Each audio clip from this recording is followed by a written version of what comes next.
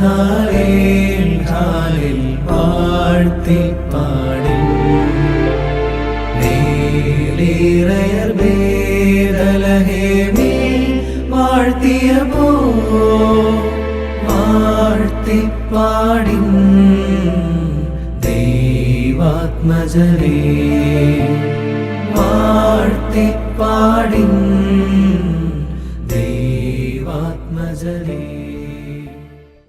ദൈവതിരുനാമത്തിന് മഹത്വം ഉണ്ടായിരിക്കട്ടെ. കർത്താവിനാൽ ഏറ്റവും അനുഗ്രഹിക്കപ്പെട്ടവരെ, വീണ്ടും ഒരു ജനന പെരുന്നാളിലേക്ക് നാം അടുത്തുകൊണ്ടിരിക്കുന്നു.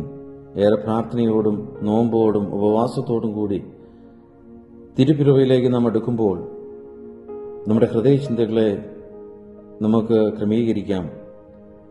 പ്രിയപ്പെട്ടവരെ, വിശുദ്ധ ലൂക്കോസിന്റെ സുവിശേഷം 2-ാം അധ്യായത്തിൽ അതിന്റെ 8 മുതലുള്ള വാക്യങ്ങൾ നാം പരിശോധിക്കുമ്പോൾ നമുക്ക് കാണുവാനായിട്ട് സാധിക്കും. ദേവദൂതൻ ഇതാ ആട്ടിടയന്മാരുടെ അടുക്കൽ ആ സന്തോഷ വാർത്ത അറിയിക്കുന്നു.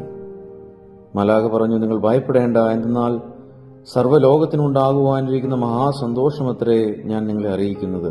എന്തെന്നാൽ ദാവീദിന്റെ നഗരിയിൽ മിശിഹാ കർത്താവായ രക്ഷകൻ എന്ന് ഇന്ന് നിങ്ങൾക്കായി ജാതം ചെയ്തിരിക്കുന്നു.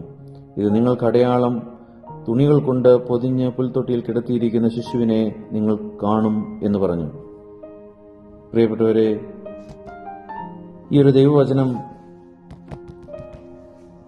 ആ ആട്ടിടയന്മാർ കേട്ടപ്പോൾ അവർ എന്ത് ചെയ്തു എന്നുള്ളത് വിശുദ്ധ ലൂക്കോസിന്റെ സുവിശേഷം 2-ാം അധ്യായം 15 മുതലുള്ള വാക്യങ്ങൾ പരിശോധിക്കുമ്പോൾ നമുക്ക് കാണുവാനായിട്ട് സാധിക്കും.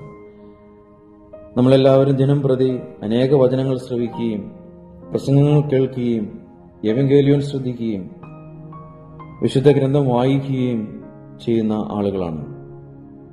എന്നാൽ പ്രിയപ്പെട്ടവരെ, ഇന്ന് ഈ മാലാഖമാർ ഈ സന്തോഷ വാർത്ത അറിയിച്ചപ്പോൾ, ഈ സദ്വർത്തമാനം അറിയിച്ചപ്പോൾ, ഈ ആട്ടിടയന്മാരെ പോലെ ഇവ സ്വീകരിക്കുവാൻ നമുക്ക് കഴിയുന്നുണ്ടോ എന്ന് നാം ചിന്തിക്കണം. വചനം പറയുന്നു, കർത്താവ് നമ്മെ അറിയിച്ച പ്രകാരം സംഭവിച്ചത് നമുക്ക് ബേത്ലഹേം വരെ ചെന്ന് കാണാം എന്ന് അവർ പരസ്പരം പറഞ്ഞു. ആട്ടിടയന്മാർ പരസ്പരം മാലാഖമാർ അറിയിച്ച ആ വാർത്ത നമുക്ക് ചെന്ന് കാണാം എന്ന് പറഞ്ഞു. അവർ അവിടെ ചെന്നപ്പോൾ മറിയാമിനെയും യോസേഫിനെയും പുൽത്തൊട്ടിയിൽ കിടത്തിയിരിക്കുന്ന ശിശുവിനെയും കണ്ടു. പ്രിയപ്പെട്ടവരെ, വചനം അനുസരിച്ച് നാം മുന്നോട്ട് പോകുമ്പോൾ നമുക്ക് യേശുവിനെ ദർശിക്കുവാനായിട്ട് സാധിക്കും. വചനം ദൈവമാണ്.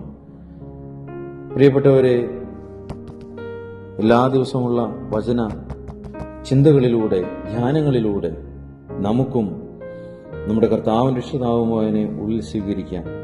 പരിശുദ്ധ കന്യകമറിയാം സ്വീകരിച്ചതുപോലെ വചനത്തെ ഉള്ളിൽ സ്വീകരിക്കുകയും അത് ജഡം ധരിക്കുകയും അത് ലോകത്തിന് രക്ഷയ്ക്കായിട്ടുള്ള വാതിൽ തുറന്നു കിട്ടിയതുപോലെ ആയതുപോലെ നമുക്കും വചനത്തെ സ്വീകരിക്കുകയും ആ വചനം നമ്മൾ വളർന്ന് നൂറുമേനിയായി ഫലം കായ്ക്കുവാൻ തക്കവണ്ണം നമുക്കും പ്രാർത്ഥിക്കാം, നമുക്കും ഒരുങ്ങാം. ദൈവം നിങ്ങളെല്ലാവരെയും അനുഗ്രഹിക്കട്ടെ.